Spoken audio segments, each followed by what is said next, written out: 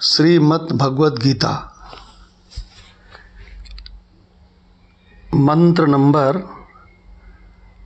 18/54 यानी कि गीता के चैप्टर नंबर 18 का वर्स नंबर 54।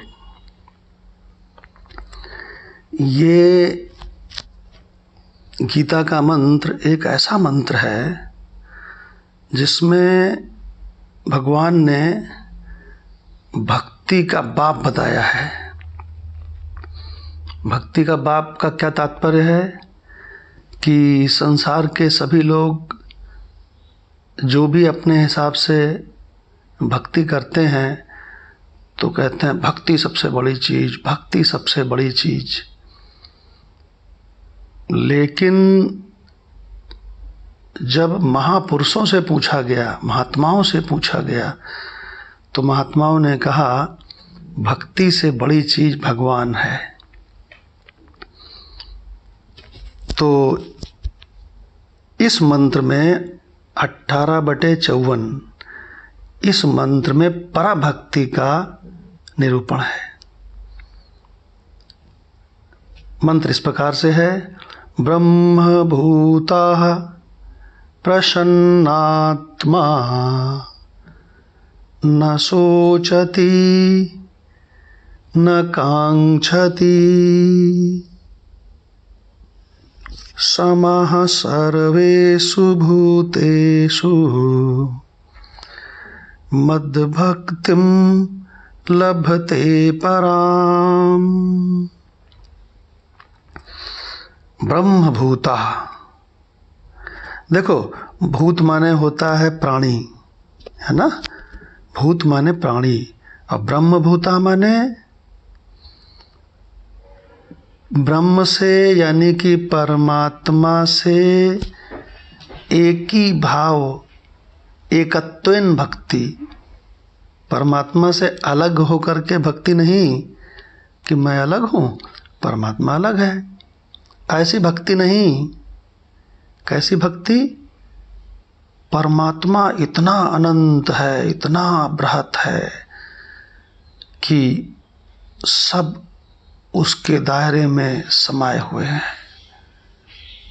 मैं वही हूँ, ऐसी भक्ति। क्या कह रहे हैं? ब्रह्म भूताः, इसका मतलब ब्रह्म यानी परमात्मा से एक है जो।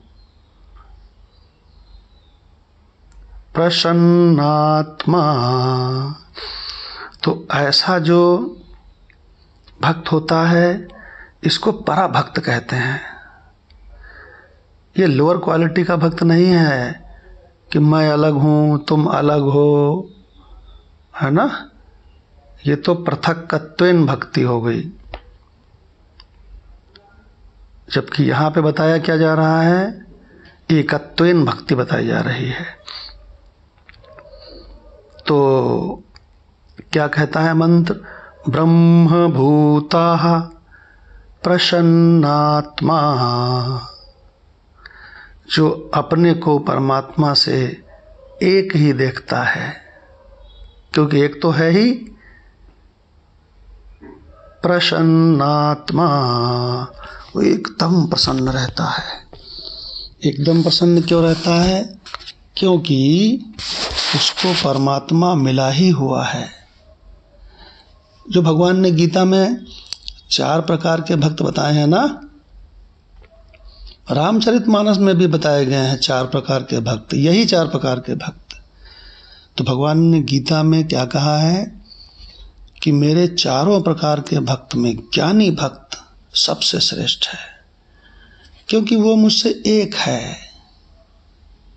मुझसे कभी एक पल के लिए भी वो जुदा ही नहीं होने का अनुभव करता है। तो यहाँ पे क्या कहते हैं? उसी को ब्रह्मभूत कहा गया है। ब्रह्मभूताः प्रसन्नात्मा, ऐसा पराभक्त प्रसन्नात्मा हमेशा प्रसन्न रहता है। न सोचती, किसी भी प्रकार का शोक नहीं करता। शोक क्यों करेगा? उसका टारगेट पूरा हुआ रखा है, संसार से उसे कुछ चाहिए नहीं। संसार को वो जानता है कि ये सपना है, ये तो अगले पल खत्म हो जाएगा। न सोचती न कांक्षती,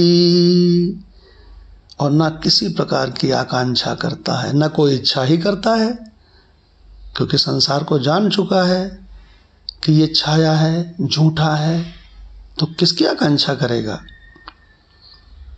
समः सर्वेषु भूतेषु, कहते हैं ये जो परमात्मा है वो समः सर्वेषु भूतेषु, सभी प्राणियों में समान रूप से व्याप्त है। समान रूप से, ऐसा थोड़ी है कि वो विवेकानंद जी में ज़्यादा था और दाऊद इब्राहिम में कम है। दोनों में एक ही तो है, केवल उपाधियों में अंतर है। एक में सतोगुण वाली उपाधि, एक में तमोगुण वाली उपाधि, बस इतना सा अंतर है। तो कहते हैं समः सर्वेषु भूतेषु, सभी प्राणियों में वो समान रूप से व्याप्त है। ऐसा जिसने इस रहस्य का पता लगा लिया है, मद्भक्तिं लभते पराम, वो मेरी पराभक्ति को प्राप्त कर लेता है। कौन सी भक्ति को प्राप्त कर लेता है? पराभक्ति को। और इस पराभक्ति को प्राप्त करके वो ज्ञानी भक्त हो जाता है। तो भगवान ने गीता के 18वें अध्याय में मंत्र नंबर 54, मंत्र नंबर 55, इन दोनों में ही पराभक्ति का रहस्य बताया है। जिसने दिल से भक्ति करी है, जिसने भगवान से संसार की नाशवान चीजें नहीं मांगी हैं, उसी को भगवान पराभक्ति की व्यवस्था कर देते हैं। ब्रह्मभूतः प्रसन्नात्मा,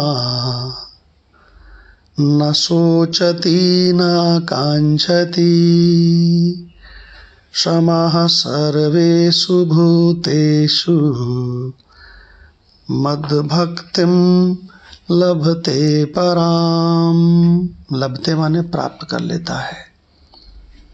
मद्भक्तिम, मेरी भक्ति, लभते पराम, मेरी पराभक्ति उसको प्राप्त हो जाती है। किसको? जो ये जान जाता है कि इस देह में स्थित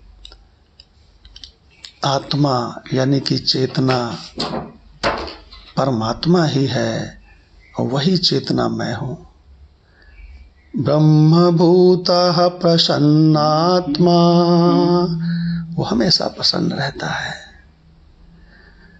न सोचती न कांक्षती, न किसी का भी शोक करता है और ना ही किसी चीज की आकांक्षा करता है। समः सर्वेषु भूतेषु, वो सामने वाले को भी परमात्मा स्वरूप समझ करके प्रणाम करता है। मद्भक्तिं लभते पराम, वो मेरी पराभक्ति को प्राप्त हो जाता है। ओम शांति शांति शांति।